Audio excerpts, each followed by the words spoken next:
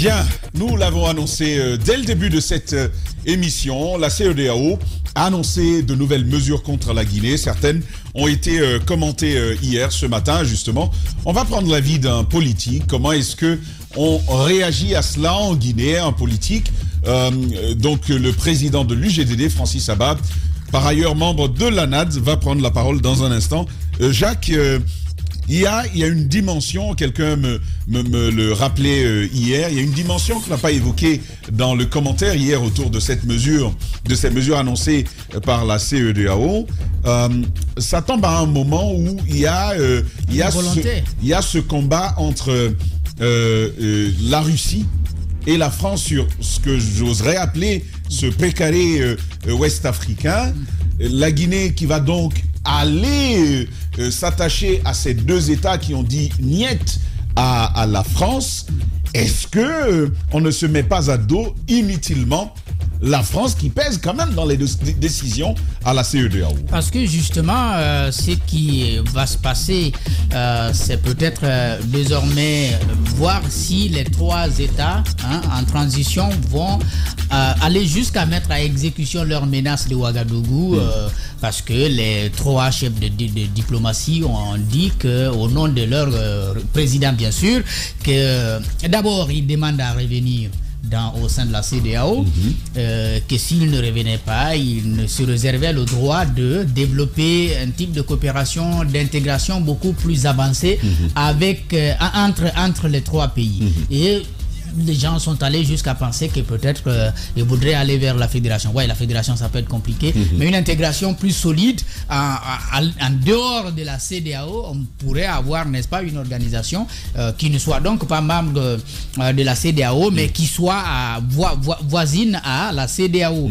Vous savez, on a des organisations comme ça, beaucoup au sein de la sous-région. Il y a la Manoriva, mais la Manoriva est membre de la CEDEAO. En effet. Les pays membres sont membres de la CEDEAO. Donc ça va être une première d'avoir une organisation de trois pays qui ne vont pas relever de trucs. Et déjà, comme tu l'as dit, c'est officiel, le Burkina et le Mali sont en froid avec la France. La Guinée, pour l'instant, ce n'est pas le cas. La Guinée s'entend avec les deux partenaires. Jusque-là, c'est vrai que notre ambassadeur a été accepté côté français, mais en se liant, jusqu'à quand? Donc à ces deux pays, et en allant... Peut-être en ces liens, ça ne posera pas forcément de problème, mais c'est lorsque on dira, oui, on va développer une même politique, une même diplomatie avec le Mali et le Burkina Faso, ça, on sera dans l'obligation de faire le choix. Parfait. Il n'y a pas de risque. Avec la nous pour l'instant, il n'y en avait pas. Non. Là-bas, n'oubliez pas que l'armée française était quand même présente avec. Je suis d'accord, mais il y a certainement d'autres aspects qui pourront être abordés de la coopération. Je vais te dire une chose. Même sous Sékou Touré, la Guinée et la France n'ont jamais réellement rompu. Bon. Ça va être un autre débat. Francis Abad est en ligne, président de l'UGDD. Bonjour Francis. Les grandes gueules. Oui, bonjour. Merci de vous prêter à nos questions encore une fois ce matin. Allez-y, aujourd'hui c'est la bonne. Vas-y Jacques. Alors, vous avez entendu, vous avez lu ce communiqué de la CEDEAO en marge du sommet de l'Union africaine du côté d'Addis Abeba. Ce sont des mesures contre les ministres guinéens. Mais derrière, ce qu'on demande, c'est encore le dialogue. Le dialogue, est-ce que ça va un peu dans le sens que vous souhaitez? Écoutez, moi je pense tout d'abord que la CEDEAO ne pouvait pas en faire autrement que de valider les sanctions contre la Guinée, puisqu'elle constitue pour nous, un peuple ouest-africain et peuple africain, notre dernier rempart, notre espoir pour nous qui sommes épris de paix, de justice, de démocratie et d'état de droit. Maintenant, effectivement, je pense que la CEDEAO avait juste. Ils ont vu effectivement que le dialogue que le CNRD a appelé malencontreusement dialogue inclusif national n'était qu'une supercherie, puisque de toutes les façons, les partis politiques qui s'agitaient, n'est-ce pas, autour de la table n'ont fait que valider et leur vision, leur calendrier et puis les activités que le CNRD a voulu mettre sur le terrain. Les acteurs qui sont légitimes. Oui, mais est-ce que quelque part, vous ne trouvez pas assez contradictoire la démarche même de la CEDEAO qui s'accorde avec les autorités de la transition sur un calendrier? Et on savait pertinemment qu'à cette époque, vous étiez déjà dans la contestation. Ça, c'est une première observation. Et la seconde observation, c'est comme si finalement, vous ne voulez pas du tout aller au dialogue tel que proposé par les autorités guinéennes, comptez sur la CEDEAO pour accéder à vos réclamations. Je prends pour exemple la rencontre de Bissau, où vos représentants ont été accueillis de manière à finalement obtenir le soutien du président en exercice de la CEDEAO. Est-ce que c'est la CEDEAO qui va vous aider finalement à accéder à vos demandes? Vous savez, la Guinée, comme vous le savez, est membre fondateur de la CEDEAO. Nous vivons dans une communauté qui est la communauté ouest-africaine. Donc notre pays se doit de respecter ses règles. Effectivement, la CEDEAO fait partie de l'une des institutions sur lesquelles nous comptons plutôt pour faire entendre raison garder au CNRD, parce que des acteurs quand même qui sont au sein de l'ANAD, au sein du RPG Arc-en-Ciel et alliés, au sein de l'UFR et alliés, sont quand même extrêmement légitimes. Et si nous voulons aller, n'est-ce pas, vers des élections, on va dire, paisibles, inclusives, il est tout à fait normal que la CEDEAO demande et espère que le CNRD ouvre une porte, n'est-ce pas, pour les acteurs qui n'avaient pas pris part au semblant de dialogue qu'ils ont organisé, pour que tout le monde... je pense que l'objectif, c'est pour prévenir, c'est pour apaiser la cité et pour que tout le monde puisse trouver...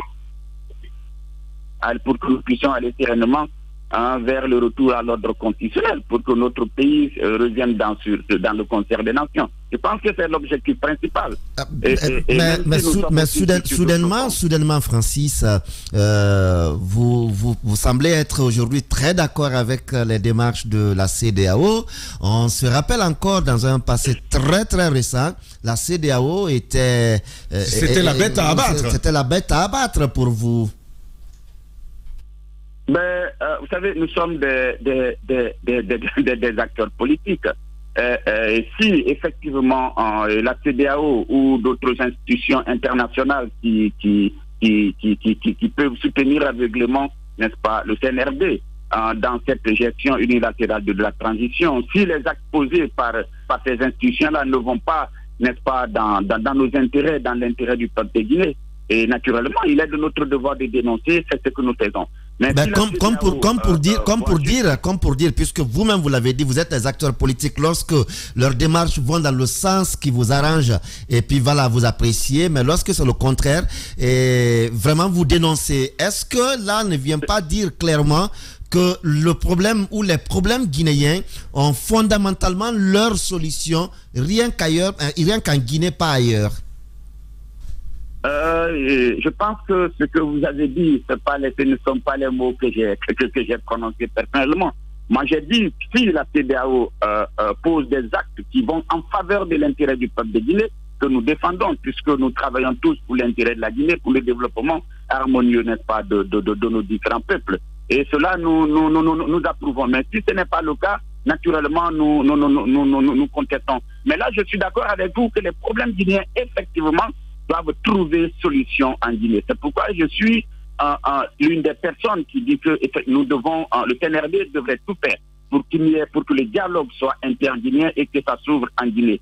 Même si on ne peut pas aussi le faire en dehors, n'est-ce pas, de la communauté ouest-africaine, en dehors de l'Union africaine et en dehors de nos partenaires en technique et financiers, puisque c'est avec eux que nous travaillons depuis l'indépendance. Donc, maintenant... oui, alors, je vous appelle peut-être à cette réflexion. Je prends deux moments de notre histoire très proches l'un de l'autre. Le premier, c'est sous Alpha Condé. Nous sommes en 2020. Il veut une nouvelle constitution. La CEDEAO est en présence, mais avec une réaction plutôt molle. Vous, les acteurs politiques, vous l'avez relevé. Ensuite, le CNRD arrive. Une des conséquences de la mollesse de la réponse de la CEDEAO au projet anticonstitutionnel d'Alpha Condé, le CNRD arrive, la CEDEAO sort le muscle depuis un certain moment. Ça s'explique par quoi, Francis? Écoutez, à un moment donné, quand même, on avait l'impression que les chefs d'État qui étaient regroupés au sein de la CEDEAO, on va dire, étaient une sorte de syndicat. Hein. Ils s'auto-défendaient au détriment, n'est-ce pas, des peuples ouest-africains. Les hommes n'ont pas changé, Francis, les hommes n'ont pas changé. Non, même si les hommes n'ont pas changé, mais les populations changent, les leaders d'opinion changent. Les journalistes, vous faites pression. Je pense que c'est cette évolution qui fait que effectivement que les gens sont obligés, n'est-ce pas, de revoir. Est-ce qu'en clair, le message n'est pas de dire que Alpha, il était légitime, il était dans un mandat légal parce qu'ils avaient fini par prendre même acte de l'élection présidentielle de 2020. Est-ce que c'est pas le message qu'on vous envoie? Et puis bon, ceux qui sont là sont des militaires. Il faut les combattre. Pas du tout. Moi, personnellement, d'ailleurs, nous, au sein de l'ANA, nous avons toujours pensé qu'Alpha Condé avait brigué un mandat illégal. Déjà, le 3e mandat était complètement illégal. Et puis, dans les urnes, c'est le président, et là, c'est Alain Diallo qui avait gagné. Et donc, c'est d'ailleurs pourquoi nous continuons, en tout cas personnellement, à dire que le CNRD, en prenant le pouvoir, c'est vrai qu'ils ont pris le pouvoir par les armes, mais c'était, on va dire, je ne sais pas si on peut dire un mal pour un bien. En tout cas, nous les avons applaudis et nous pensons continuer dans le sens, n'est-ce pas, des promesses tenues au lendemain de la prise du pouvoir, parce que le président de la transition avait fait d'énormes promesses. Il avait parlé de gestion, n'est-ce pas, inclusive de la transition. Il avait dit qu'il allait rendre le pouvoir assez rapidement. Je pense qu'il y a eu beaucoup de promesses qui ont été tenues. Malheureusement, aujourd'hui, ils sont en train de s'écarter sur ce chemin-là. C'est pourquoi nous sommes obligés de les... Mais pour l'instant, Francis, les 24 mois, il n'y a pas de trahison. Les 24 mois sont encore là, ça court. On n'a que 2 mois.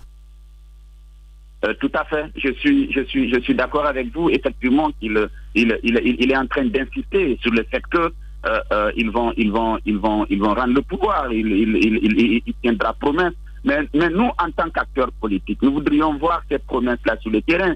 Nous sommes des acteurs majeurs. Nous ne sommes pas, en tout cas, nous ne faisons pas partie, n'est-ce pas, de la conduite de la transition. Et cela, pour nous, c'est inadmissible. Parce qu'on ne peut pas conduire la transition sans nous. Comment nous allons organiser les élections? Quel type de constitution? Comment vont-ils arriver à tout mettre en place, alors que dès le départ, nous avons fait des propositions, ils n'en ont pas tenu compte. Nous demandons qu'on nous rencontre, discuter, ils n'en veulent pas. Je pense que c'est ce qui, malheureusement, va conduire notre pays davantage dans des crises. Et c'est ce que nous ne voulons pas. D'accord. Alors, les débats, vous avez suivi le lancement du symposium sur le constitutionnalisme en Guinée avec le CNT. Les débats vont se poursuivre.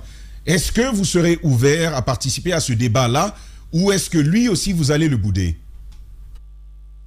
Je pense que nous avons déjà fait une proposition dans ce sens. Notre proposition était la suivante. Alors, nous avons dit que nous avions une constitution qui avait été, n'est-ce pas, élaborée en 2010, à partir des accords de Ouaga, et que cette constitution existait. Le peuple de Guinée, le peuple martyr de Guinée, il y a eu beaucoup de morts pour la mise en place de cette constitution, et que cette constitution, nous pourrions la revoir, l'adapter aux nouvelles réalités pour que nous puissions aller de l'avant assez rapidement vers le référendum. Maintenant, si le CNT organise aujourd'hui un symposium, si c'est pour que les conseillers, n'est-ce pas, puissent avoir la notion, n'est-ce pas, des questions constitutionnelles, c'est une bonne chose. Si c'est pour permettre, n'est-ce pas, aux uns et aux autres de venir intervenir, donner leurs avis, moi je ne trouve pas que ça soit une mauvaise chose. Pourvu que ça ne soit pas une constitution qui soit... Ma question. et qui pourrait exclure une partie de la classe politique. Ma question, Francis, ça fait partie des fameux débats dans la logique de la construction, de l'élaboration d'une constitution. Il y aura certainement d'autres rendez-vous. Vous avez entendu Jean-Paul qui le précisait d'ailleurs. Donc je pose la question, est-ce que si invite vous êtes fait, vous, leader politique, de participer à ce débat, à ces débats sur la constitution guinéenne, est-ce que vous allez y participer ou vous allez y renoncer? Non, je pense que l'invitation n'avait pas déjà, l'invitation n'a pas été faite du tout. Si on veut inviter des acteurs politiques, j'ai bien dit si. Être informés. J'ai dit si on vous invite. Étant donné que l'invitation n'avait pas été faite, sinon nous allions assez rapidement nous réunir et trouver l'opportunité d'y participer ou pas. Mais malheureusement, l'invitation n'avait pas été faite. D'accord. Alors, cette dernière question que je vous pose, est-ce que vous n'avez pas l'impression que la CEDEAO vous met de la farine dans les yeux? J'en veux pour preuve deux choses. L'ambassadeur de la Guinée est reçu par Paris, accepté, alors qu'on est dans une transition, ce type de transition, c'est une première chose. Vous n'avez pas eu de cesse d'être invité par l'ambassade des États-Unis, donc à participer à ce dialogue-là. L'Union européenne dit vouloir accompagner cette junte-là. Est-ce que tout ça n'est pas aux antipodes des dernières déclarations, des dernières annonces de la CEDEAO? Est-ce qu'on ne vous fourre pas encore le doigt dans l'œil? Je ne pense pas. Je ne pense pas. Je pense que la CEDEAO est consciente que la démocratie, c'est le pilier, n'est-ce pas, du développement harmonieux en Afrique de l'Ouest. Et donc, la CEDEAO ne peut pas se permettre, n'est-ce pas, d'accompagner de façon, on va dire, voilée ou de façon comme ça, là, n'importe comment, le TLRP. Mais ce que vous avez dit juste, effectivement, nous avons l'impression que la France est l'un des supports, n'est-ce pas, du CNRD. Nous savons effectivement que la France a des difficultés dans la sous-région et que ils sont quelquefois obligés, à cause de la géopolitique, de faire avec la Guinée. Eux, ils ne calculent que leurs intérêts. C'est nous, les acteurs. C'est à nous de nous mobiliser au niveau interne. C'est à nous de nous organiser, de continuer la pression, naturellement, pour que le rapport de force puisse un peu peser en notre faveur et que le CNRD comprenne effectivement qu'ils doivent nous ouvrir la porte pour que nous puissions discuter sereinement, même si nous comptons aussi sur la communauté internationale. Bien, Francis Haba, président de l'UGDD, membre par ailleurs de l'ANAD. Merci Francis de vous être prêté à nos questions ce matin. C'est moi qui vous remercie. Merci beaucoup. Les grandes gueules se poursuivent dans un instant. Maître Béa, on parle FNDC. Radio Espace Guinée. Le son des îles paradisiaques. À Roum, Los, sur 99.7. Radio Espace. La radio au cœur des îles. Bien, nous revenons en studio. Mohamed Mara. On a écouté Francis Haba sur les sanctions, les mesures prises à l'encontre de la Guinée. Oui, bon, c'est une lecture que l'on peut comprendre quand on... si on se situe du côté justement ANAD, donc bloc politique opposé aujourd'hui à la transition, telle qu'elle est en train de se dérouler. Parce que fondamentalement, il ne faut pas oublier, ils ne se sont pas opposés à la transition. D'ailleurs, au départ, ils l'ont adoubé, très clairement. Mais dans la conduite, les méthodes, je pense qu'ils n'ont pas pu conjuguer les mêmes verbes. Mais curieusement, aujourd'hui, c'est l'alliance. Excusez-moi de toujours revenir à cela. C'est l'alliance faite aujourd'hui entre l'ANAD et le RPG les politiciens de carrière vous diront oui, on a le même adversaire, mais on est frappé par le même bâton. C'est plus le RPG qui dit que c'est pas bien ce qui se passe avec le FNDC là. Et donc qu'il les traquait, il y a comme des bêtes. Un an et demi, comme des bêtes et tout, qui en disaient tout, et même pendant cette transition, qui disaient tout justement d'eux aujourd'hui. J'ai quand même du mal un peu à comprendre cette lecture, mais je crois que il ne faut pas se leurrer. ce ne sera pas une alliance électorale. Ça, au moins, c'est quelque chose qui apparaît clairement. Il a suffi la dernière fois. Vous avez vu, le RPG a fini en réalité par se désolidariser des dernières manifestations. Parce que son but, à lui, c'était de réclamer le retour de M. Alpha Condé, ce que n'entendaient pas les autres. Non, mais la dernière manifestation, le RPG ne s'est pas désolidariser. C'est pas lui qui s'est désolidarisé. En fait, on s'est désolidarisé de lui. Voilà. Oui. Francis Saba, par exemple, a refusé d'y participer à cause de la première communication du RPG. Lui aussi, finalement, de cette journée, il s'est désolidarisé. Finalement. C'était une fuite en avant. Bien sûr. Donc, lui aussi s'est désolidarisé. Maintenant, ce qui est en train de se passer aujourd'hui, c'est quoi? C'est que la CEDEAO, et ça me gêne un peu, disent aux Guinéens, il faut qu'on vous sanctionne pour que vous trouviez un terrain d'entente, pour que vous asseyez au moins pour parler. Personne n'a dit qu'ils vont tomber d'accord, mais au moins qu'il faut essayer de parler. Il y avait quand même une belle dynamique avec la tournée effectuée à l'époque par M. Goumou dans les états-majors des partis politiques. Et même en dehors. Et même en dehors. Il est allé jusqu'à Abidjan, rencontrer Sidia Touré et tout. Malheureusement, c'est ce qui va aujourd'hui desservir ce dialogue tel qu'il est annoncé. Vous savez, ceux qui se susurrent concernant l'UFR, après avoir quand même quelque part validé la fuite entre guillemets de M. Saïkouyaya à Bari, vous avez suivi les sorties, que ce soit de Sidia, de son bureau national. J'ai comme l'impression que quelque chose risque de se passer parce que c'est l'UFR qui risque aujourd'hui de payer pour cela. Et de l'autre côté, attention, les menaces de M. Mori Condé, il ne faut pas du tout les prendre à la légère. Il semble effectivement qu'il y ait une certaine volonté aujourd'hui à aller vers ce type, une véritable suspension de certaines formations politiques et même la dissolution de certaines ne serait pas du tout à exclure. Donc, je pense que c'est en danger. Moi, je crois qu'il y a des... Pour être honnête, je pense qu'il y a des partis politiques qu'il faut dissoudre. Ils ont eu des agréments, ils n'ont jamais fonctionné. Ils sont... je sais pas moi. Sauf que la dernière raison invoquée n'a rien à voir avec le fonctionnement. Zachary, est-ce que tu es dangereux dans la mesure où... C'est pas dangereux. Non, attends. C'est pour défaire des manifestations. Je te dis, tu sais, tout est question d'opportunité. Ce n'est pas au lendemain d'une manifestation, parce que vous êtes mécontent, que vous brandissez ce type de menace. Non, Attendez, je vous comprends sur le principe. Il y a déjà 1 an et demi... Vous avez des partis qui existent légalement, mais qui n'agissent pas. On ne les voit nulle part. Ces partis-là, il faut en retirer les agréments. Tu n'as pas tort sur le principe. Mais l'invoquer dans le contexte actuel, ça n'a pas de sens. Mais moi, je peux le dire, j'ai pas d'intérêt politique. Zachary, oui, mais je dis encore l'opportunité. L'opportunité, c'est ça la question. Ce n'est pas dans ce contexte que Mori Condé peut le clamer. Pourquoi d'ailleurs, il donne raison aux partis politiques qui pensent qu'ils ne pouvaient pas aller à ce dialogue parce que c'était un fourre-tout, parce que justement ces partis politiques dont tu parlais, qui attendent les crises pour être présents autour de la table, étaient là. Là, vous donnez raison justement à l'ANAD, au RPG Arc-en-Ciel, au FNDC politique. Là, dans ce cas, si vous dites qu'il faut les dissoudre, vous leur donnez pleinement raison, et dans ce cas, ils ont raison. Ces partis politiques n'auraient pas dû, dans ce cas, être autour de la table. Mais écoutez... Maintenant, ce que je dis, c'est, je vous donne une information, c'est que si on doit se fonder, par exemple, sur la fuite de M. Saïkouyaya, pour l'utiliser juridiquement, par exemple, contre l'UFR... Je vois pas comment.